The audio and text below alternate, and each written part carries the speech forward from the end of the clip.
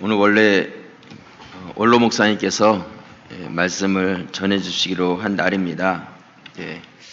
주중에 목사님 전화가 있었습니다. 내용은 말씀을 전하시기보다는 광고 시간에 성도님들께 근황도 그렇고 감사 인사를 했으면 좋겠다 이렇게 말씀 있으셨습니다. 그래서 말씀 준비하시는데 또 이렇게 집중하시고 그런 것보다는 그것도 괜찮겠다 이렇게 마음에 들어서 네 알겠습니다 이렇게 말씀을 드렸습니다.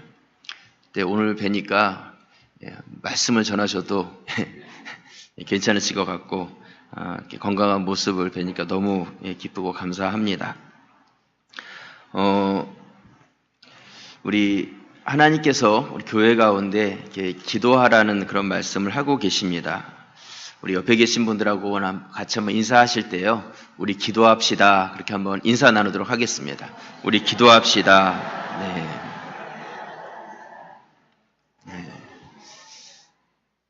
네, 우리가 기도해야 될 때입니다. 우리 예수님께서도 기도의 습관에 따라서 기도하시고 기도의 장소에서 기도하셨습니다. 여러분들이 기도의 습관을 가지시고 또 기도의 자리를 열심히 찾는 성도들이 되실 수 있기를 주님의 이름으로 부탁을 드립니다. 오늘은 우리가 요한계시록 18장 말씀을 같이 나누려고 합니다. 지난주에는 6.25 기념주일 말씀을 드렸었고요. 그 전주에 계시록 17장 말씀을 드렸습니다. 계시록 17장과 18장은 서로 연결이 되어 있는 장입니다. 그래서 계시록 17장에는 어떤 말씀이 나오냐면 바벨론, 세상을 상징하는 바벨론이 음녀로 등장을 하게 되는데 머리가 7이고 뿔이 10개 달린 붉은 빛을 가진 그런 짐승을 음녀가 타고 등장을 하지요. 이 여인은 옷과 금과 보석과 진조로 꾸미고 화려한 금잔을 가지고 있는데 그 금잔 안에는 더럽고 가증한 것이 가득 차 있었습니다. 그 더럽고 세상의 힘을 가지고 이 세상에 있는 모든 자들을 미혹하고 그들을 넘어뜨리는 힘 있는 권세를 가진 사단의 모습을 이야기하고 있는 것이죠. 하지만 우리가 그 앞에서 무력하게 지는 자들이 아니라 어린 양 대신 예수 그리스도께서 나오는데 만주의 주시고 만왕의 왕이 되신 그분께서 그 사탄의 세력과 맞서 싸워 승리하시고 그 어린 양 곁에 택하고 부름받은 자들 바로 우리들이 함께 있을 때 나가 싸운 것은 아니지만 우리 주님께서 대신 싸워서 이겨주심으로 우리에게도 승리를 주셨다는 것을 이 계시록 17장은 우리에게 말씀하고 있습니다. 요한계시록 17장 14절 말씀에 보시면요. 우리 말씀을 한 목소리로 우리 함께 읽겠습니다. 그들이 어린 양과 더불어 싸우려니와 어린 양은 만주의 주시오 만왕의 왕이시므로 그들을 이기실 터이요 또 그와 함께 있는 자들 곧 부르심을 받고 택하심을 받은 진실한 자들도 이기리로다. 이게 계시록 17장의 요절과 같은 그런 말씀입니다. 결국 음녀 바벨론, 세상에서 강력한 힘을 가지고 있다 할지라도 어린 양 대신 예수 그리스도 앞에 굴복하게 될 것을 말씀하고 있는 것이죠. 조금 기억이 나십니까? 네, 기억이 나셔야 될 텐데 성경 퀴즈 대회가 있다고 말씀을 드렸죠. 네. 오늘 계시록 18장은 17장과 서로 연결이 되어 있는 장이다 말씀을 드렸습니다. 앞에 17장에서 이 세상을 상징하고 있는 이 음녀 바벨론은 세상의 정치적 또 종교적 그런 권력과 힘을 가지고 믿는 자들과 세상을 끊임없이 유혹하고 공격하고 있다 말씀을 드렸습니다. 그리고 오늘 18장에 나오는 말씀에서는 이 음녀 바벨론이 바로 경제적인 힘을 가지고 세상의 사치와 화려한 것, 우리의 눈에 혹하게 미혹할 만한 그런 것들을 가지고 우리를 공격하고 있는 그 말씀에 대해서 오늘 이야기를 하고 있습니다. 그렇기 때문에 17장과 18장이 서로 연결되어 있는 장이다 이렇게 말할 수 있는 것이죠. 그래서 오늘 말씀의 제목은 큰 성 바벨론의 심판이다 이렇게 정했습니다. 아무리 세상에 강력한 힘을 가지고 우리를 공격한다 할지라도 그 세상의 바벨론은 무너져 내릴 수밖에 없다는 것을 이야기하고 있는 것이죠. 오늘 계시록 18장 1절 말씀에 보시면요. 우리 말씀을 함께 읽겠습니다. 이 일 후에 다른 천사가 하늘에서 내려오는 것을 보니 큰 권세를 가졌는데 그의 영광으로 땅이 환하여지더라. 18장은 이 일 후에라는 단어로 시작이 됩니다. 헬라어로 메타타우타라는 단어를 쓰고 있는데 이 단어는 어떤 일이 있고 그 다음에 연결돼서 그 뒤에 이런 일이 있습니다 하고 연결될 때 쓰는 단어가 아니라 이 일 후에라는 이 메타타우타라는 이 단어는 이 일과 그 다음에 이르는 이 일이 서로 나란하게 같은 시기에 같은 일들이 있어진 것에 대한 말씀을 할 때 사용되어지는 단어입니다. 그렇기 때문에 이 17장과 18장은 서로 앞뒤로 이렇게 연결되는 그러한 장이 아니라 서로 나란하게 연결되어 있는 장이다. 이렇게 말할 수 있는 것이죠. 왜 그렇게 이야기하고 있냐면 이미 17장에서 이 세상의 정치적, 종교적 힘을 가지고 있는 사탄의 모든 세력들이 어린 양과 싸움에서 패하고 다 무너져 내렸는데 18장에 내려가서 또다시 이 땅의 모든 경제적 힘을 가진 사탄의 모든 세력들이 무너져 내리는 것에 대해서 말씀하고 있는 것이죠. 결국 같은 사탄의 세력들인데 다른 관점에서 이 모든 세력들이 무너져 내릴 것에 대한 말씀을 우리에게 하고 있는 것입니다. 그래서 어떻게 우리가 더 잘 알 수 있냐면 그 다음 절인 18장 2절에 보면 그것을 알 수 있는데요. 우리 계시록 18장 2절 말씀을 우리 함께 읽겠습니다.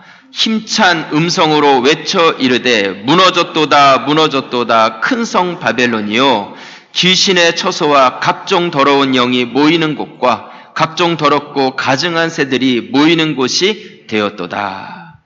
하늘에서 천사가 내려와서 큰 음성, 힘찬 음성으로 외치는데 뭐라고 외치냐면 무너졌도다 무너졌도다 큰 성 바벨론이 무너졌다 이렇게 말씀하고 있는 것이죠. 근데 이 말씀을 이렇게 가만히 바라보고 있으면 왠지 낯설지가 않습니다. 왜 그러냐면 우리가 이전에 어디선가 이 말씀을 보았던 것 같은 것이죠. 제가 계시록 말씀을 쭉 묵상해 오면서 계시록의 요절과 같고 중심이 되는 장이 12장, 13장, 14장에 나오는 말씀들이다. 이런 말씀을 드렸습니다. 왜 그러냐면 이 12장은 예수 그리스도의 성육신, 이 땅 가운데 예수님의 오심에 대한 말씀부터 시작해서 14장 끝에는 그 예수 그리스도께서 예리한 낫을 가지고 등장을 하시고 그 낫을 휘두르시면서 이 땅을 추수하기 시작하시면서 심판이 임할 것을 말씀하시죠.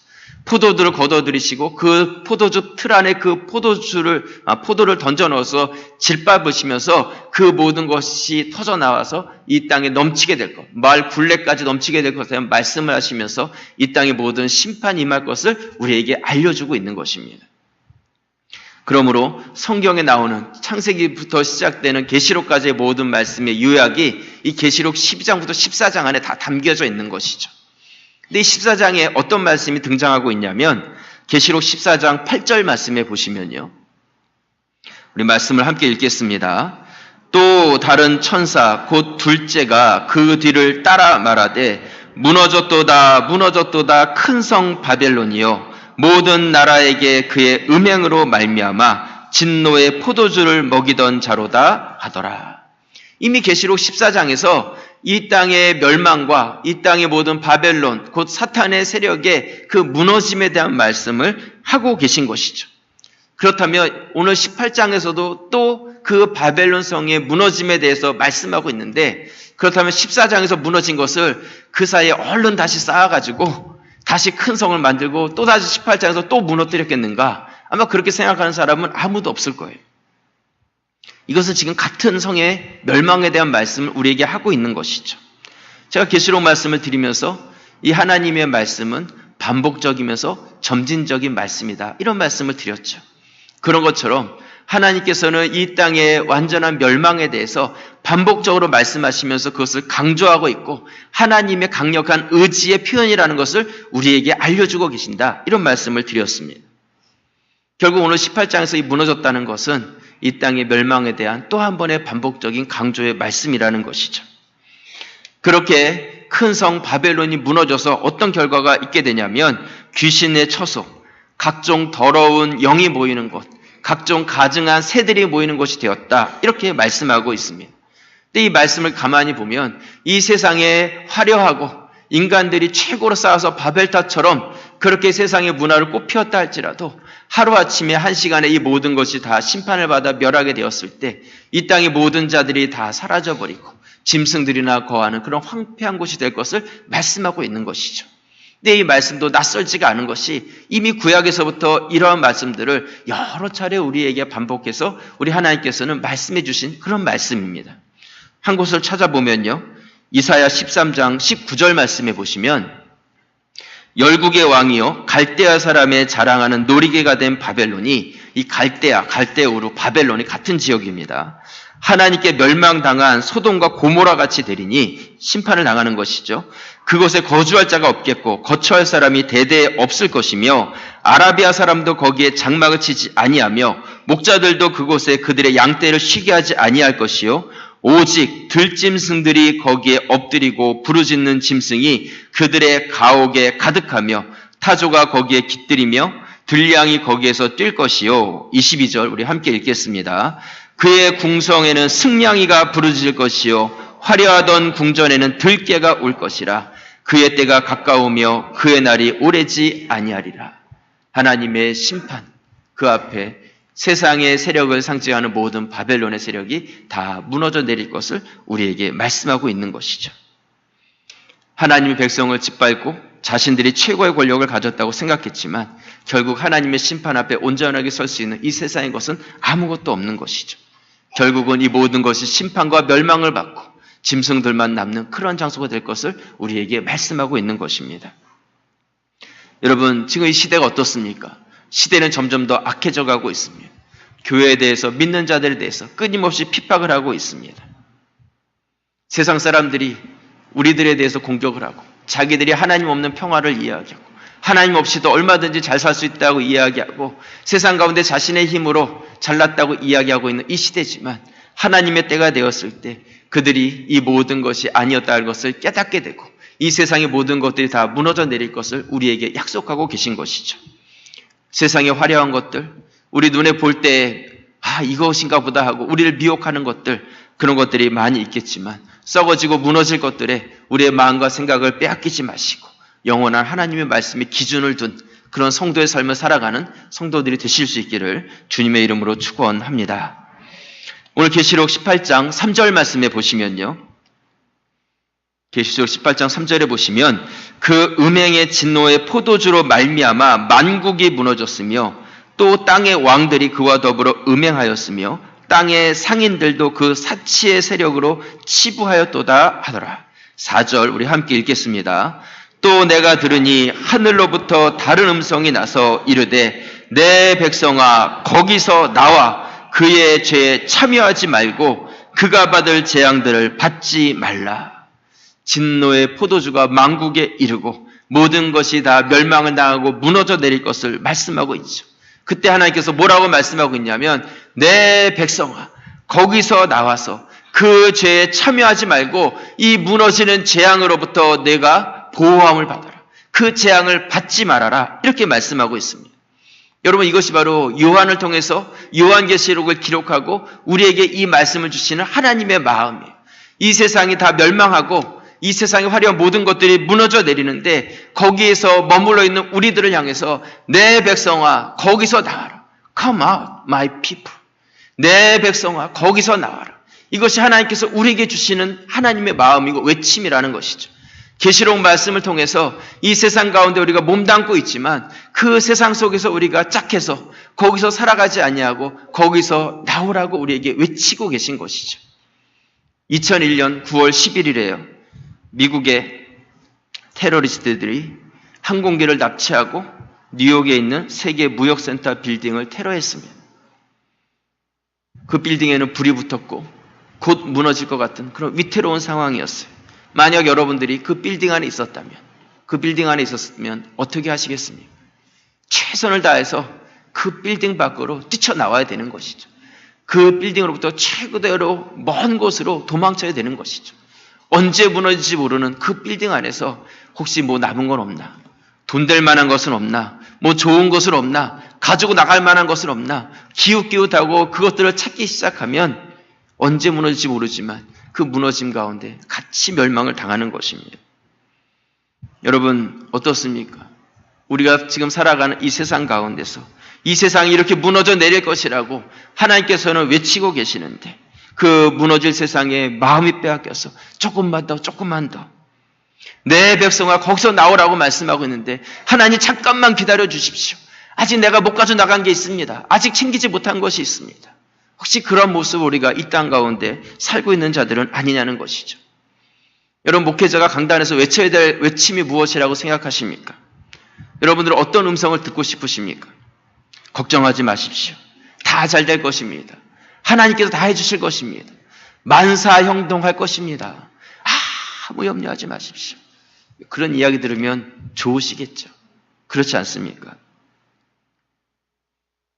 여러분, 무너져 내리는 그 빌딩 안에서 걱정하지 마십시오. 아무 일 없을 것입니다.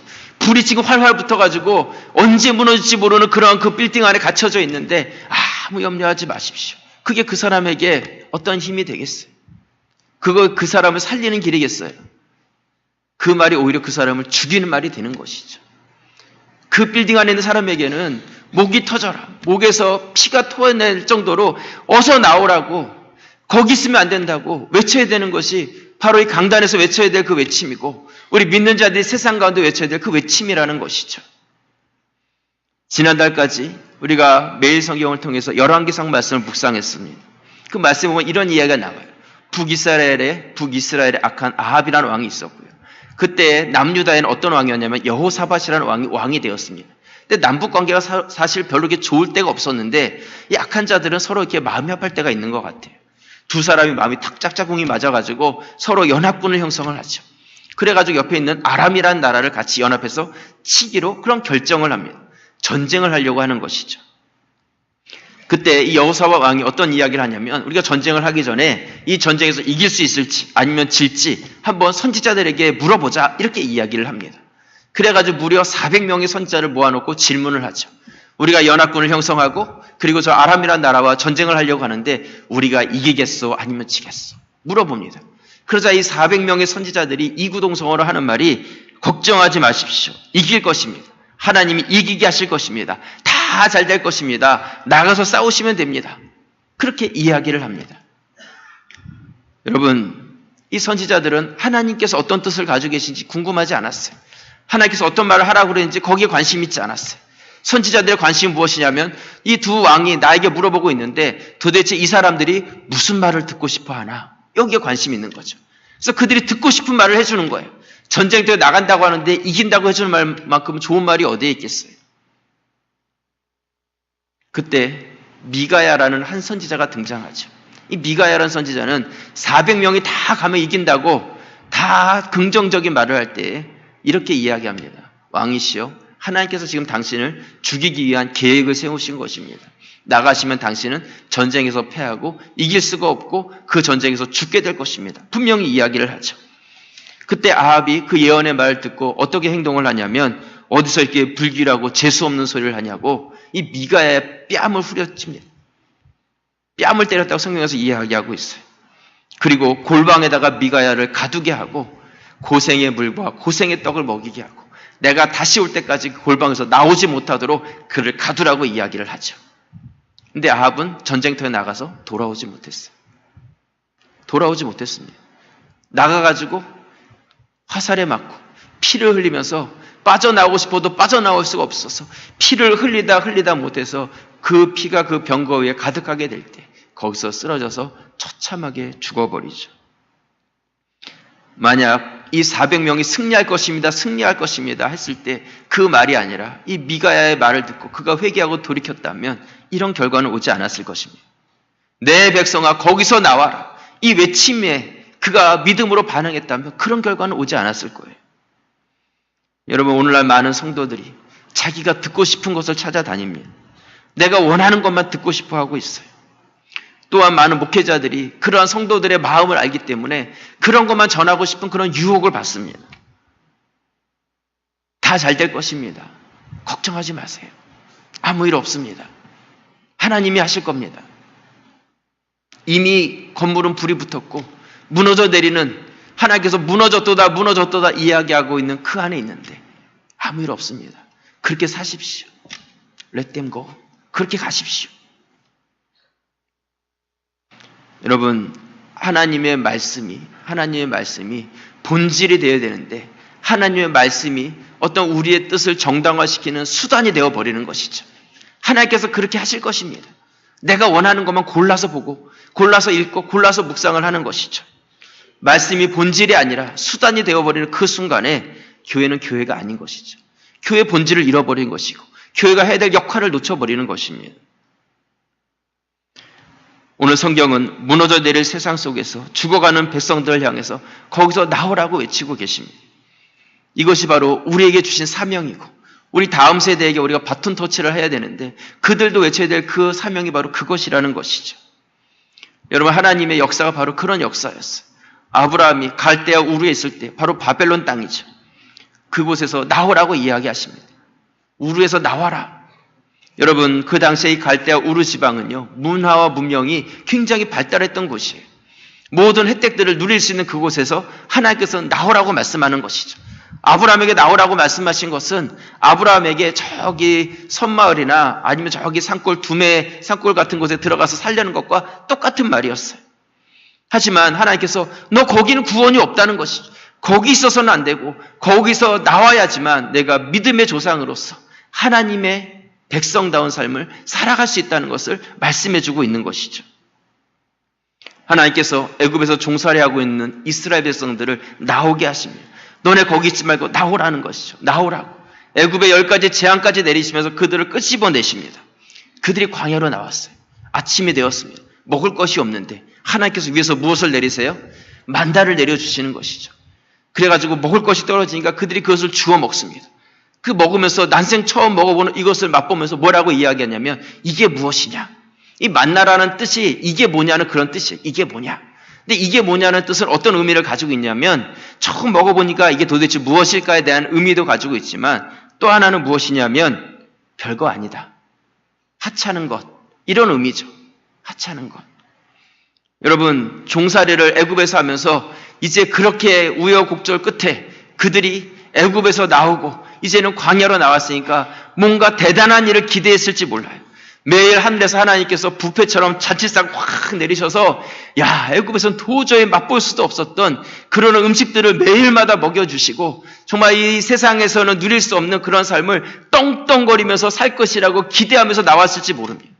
그래가지고 세상에 나와가지고 그 하나님께서 내려주신 그 만나를 딱 맛봤는데 이까짓 게 내가 이거 먹으려고 여기 나온 거야.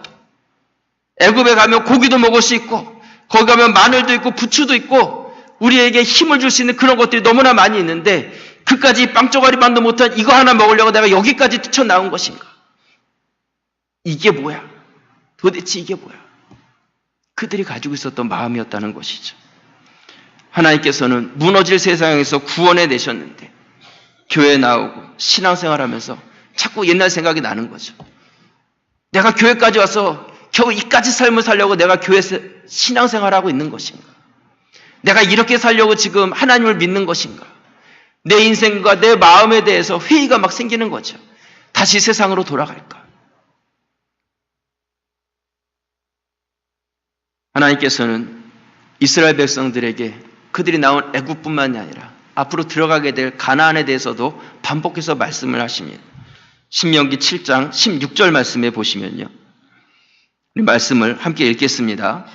내 하나님 여호와께서 내게 넘겨주신 모든 민족을 내 눈이 긍휼히 여기지 말고 진멸하며 그들의 신을 섬기지 말라. 그것이 내게 올무가 되리라. 하나님께서는요. 그들에게 앞으로 내가 가나안 땅에 들어가게 될 텐데 그들에 대해서 긍휼히 여기지 말고 진멸해라. 이렇게 말씀하고 있습니다. 진멸이라는 것은 하나도 남기지 말라는 뜻입니다. 왜냐하면 남겨두면 그것이 너에게 올무가 될 것이다. 올무라는 것은 우리를 죽이는 것이죠. 여러분, 이것이 바로 세상이 가지고 있는 힘입니다. 세상이 가지고 있는 힘. 거기에 남아있으면 나오기가 어렵고 그 유혹에 빠지게 되면 같이 무너져 내리는 것이죠. 우리를 그 죽음의 구렁텅이에서 그 물에 빠져서 허덕이는 데서 우리를 구원해 내셨는데 우리가 그 맛에 들여서 다시 들어가고자 하는 그런 모습이 우리 가운데 있지 않는지 우리가 한번 돌아보실 수 있기를 바랍니다. 오늘 계시록 18장 말씀을 읽어보면요. 이러한 세상의 경제적인 힘, 그 모든 세상의 권력들이 순식간에 다 멸망당할 것을 말씀합니다. 오늘 말씀 우리가 다 읽지는 않았지만요. 여러분 집에 와서 꼭 한번 읽어보세요. 요한계시록 18장은 다른 장부에 비해서 읽기가 쉽습니다. 이 세상의 사치스럽고 호화로운 모든 것들, 그런 것들에 대해서 열거하고 있고 또 그런 것들이 하나님의 심판 앞에 다 무너지고 그것을 따랐던 자들이 울며 통곡할 것에 대한 말씀을 이 계시록 18장이 우리에게 하고 있는 것이죠. 우리가 한 부분만 살펴보면요. 계시록 18장 8절 말씀해 보시면 그러므로 하루 동안에 그 재앙이 이르리니 곧 사망과 애통함과 흉년이라 그가 또한 불에 살라지리니 그를 심판하시는 주 하나님은 강하신 자이심이라. 그와 함께 음행하고 사치하던 땅의 왕들이 그가 불타는 연기를 보고 위하여 울고 가슴을 치며 10절 함께 읽겠습니다. 그의 고통을 무서워하며 멀리 서서 이르되 화 있도다 화 있도다 큰 성 견고한 성 바벨론이여 한 시간에 내 심판이 이르렀다 하리로다. 그 썩어질 것, 무너질 것, 그 앞에 굴복하면서 우리가 여전히 살아가는 세상 가운데서 헤어나오지 못한 우리의 모습이 아니냐는 것이죠. 알퐁스 도데의 프랑스 작가죠. 고세 신부의 불로장생주라는 짧은 글이 있습니다. 내용은 간단해요. 가난한 수도원이 있었습니다. 너무 가난해서 위에 탑이 무너졌는데 고칠 수가 없어요. 창문이 깨졌는데 그 창문을 갈 수도 없습니다. 그렇게 가난해요. 그리고 입은 옷이 다 헤어지면 그것을 바꿔 입을 수가 없어서 꿰매서 입는 그런 가난한 곳이었습니다. 이 수도원에 젖소 2마리가 있었는데 이 젖소를 돌보는 고세라는 수사가 있었습니다. 이 고세라는 사람이 이 수도원의 재정 형편이 너무너무 어려우니까 한 가지 아이디어를 내는데 내가 어렸을 때 우리 부모가 불로장생주라는 술을 만드는 그러한 기술이 있었는데 내가 그것을 좀 어렴풋이 본 것이 있으니까 내가 술을 만들어가지고 이 술을 팔아보면 어떻겠습니까? 제안을 하죠. 그래가지고 이 수도원 안에다가 술을 만드는 주조장을 하나 만들어 놓고 그것을 허락을 하게 됩니다. 그래서 이 고세라는 사람이 6개월 동안 거기서 술을 만들고 이 불로장생주를 완성을 합니다. 그리고 이 술을 팔기 시작했는데 이 술이 대박이 난 거예요. 그래가지고 술이 너무너무 잘 팔려가지고 막 그냥 만드는 족족 모든 술이 다 팔려 나가는 것이죠. 그래서 이 수도원이 이 고세라는 사람으로 인해 가지고 큰 돈을 벌고 그리고 이 수도원이 새로운 수도원으로 막 수리가 되고 옷도 좋은 옷으로 갈아입고 이렇게 변화가 되는 것이죠. 그리고 이 큰 일에 공헌을 한 고세라는 사람을 수사에서 신부로 그 서품을 이렇게 올려줍니다. 그런데 이 고세라는 사람이 맨날 술을 만들다 보니까 술을 마셔야 되잖아요. 그래서 결국 이 사람이 알코올 중독자가 됩니다. 그러면서 마음속에 이렇게 생각을 하는 것이죠. 내가 이렇게 살아서는 안 되겠다. 그래가지고 나와서 이렇게 이야기를 합니다. 이제 내가 술을 그만 만들겠습니다. 이렇게 살아서는 안 될 것 같고 나한테 다시 젖소를 주십시오. 내가 소를 키우겠습니다. 이야기를 합니다. 여러분 수도원에서 뭐라고 대답했겠어요? 안 됩니다. 당신은 술을 만드셔야 됩니다. 젖소는 걱정하지 마시고 술을 만드십시오. 그래가지고 이 고세라는 사람을 어떻게 해요? 그 술 만드는 그곳에다 놓고 문을 걸어 잠그고 나오질 못하게 하고 그곳에서 계속 술을 만들어서 우리 수도원에 많은 돈을 벌어들이는 수입원이 되게 하는 거죠. 그리고 매일매일 미사를 드릴 때마다 남은 자들이 미사 시간에 저 술 만드는 곳에서 술을 만들고 있는 고세라는 사람에서 축복 기도를 하고 있다는 그 내용이 바로 이 도대의 고세 신부의 불로장생주라는 그런 글이에요. 이 알폰소 도데라는 사람이요. 당시의 교회의 모습을 얼마나 잘 표현하고 있는지 우리가 이 글을 통해서 한번 느낄 수가 있습니다. 여러분, 우리 현 시대의 우리의 모습은 어떻습니까? 우리의 모습은 어떠냐는 것이죠. 교회의 모습은 어떻습니까? 무너져 내릴 세상의 가치, 거기에 모든 마음과 생각이 다 빼앗겨서 우리가 이 고세 신부와 같은 삶을 살아가고 있는 교회지만 교회라는 우리가 이해하기 수 없는 그러한 삶을 살아가고 있는 우리의 모습은 아니냐는 것이죠. 오늘 계시록 말씀에 보면요. 이 땅 가운데 다 없어지고 다시는 보지 못할 것들에 대한 말씀으로 이 계시록 18장이 맞춰지고 있습니다. 우리 계시록 18장 22절 말씀에 보시면요. 우리 말씀을 함께 읽겠습니다. 또 검은 고 타는 자와 풍류하는 자와 퉁소 부는 자와 나팔 부는 자들의 소리가 결코 다시 내 안에서 들리지 아니하고 어떠한 세공업자든지 결코 다시 내 안에서 보이지 아니하고 또 맷돌 소리가 결코 다시 내 안에서 들리지 아니하고. 네. 여기 보면 세 가지에 대해서 이야기하고 있는데 하나는 음악, 예술, 문화, 활동 이 모든 것들이 결코 들려지지 않을 것이고 세공업자들은 제조업입니다. 여러분 나라의 제조업이 다 없어진다면 어떻게 되겠어요? 나라가 망하는 것이죠. 생산 없고 소비만 있으면 다 거덜이 나는 것입니다. 맷돌 소리가 들리지 않는다는 것은 농사를 짓지 않고 추수하지 못하고 타작하지 않는, 먹을 것이 없이 다 무너져 내릴 그것에 대한 말씀을 하고 있는 것이죠. 이 땅의 모든 것들이 말씀해 보시면 맷돌이 바닷 가운데 던져져서 바닷속에 가라앉아서 다시는 볼 수 없는 것처럼 그렇게 무너져 내릴 것이다. 오늘 계시록 18장은 우리에게 말씀하고 있는 것이죠. 그렇다면 우리의 삶에 소망이 없는 것인가? 제가 계시록 말씀을 드리면서 계속 반복했던 것이 무엇입니까? 하나님께서 심판하시고 재앙을 내리시는 그 목적은 멸망시키는 것이 목적이 아니라 하나님의 성도들을 거룩하게 하고 하나님의 나라를 완성시키는 것이다. 하나님께서는 이렇게 모든 큰 성 바벨론을 무너뜨리는 심판을 행하시지만, 하지만 새하늘과 새 땅, 새 예루살렘을 예비하시고 그곳에서 천국에서 아름다운 혼인잔치를 우리에게 허락하시는 것, 이것이 바로 계시록 19장, 우리가 다음에 보게 될 말씀이라는 것입니다.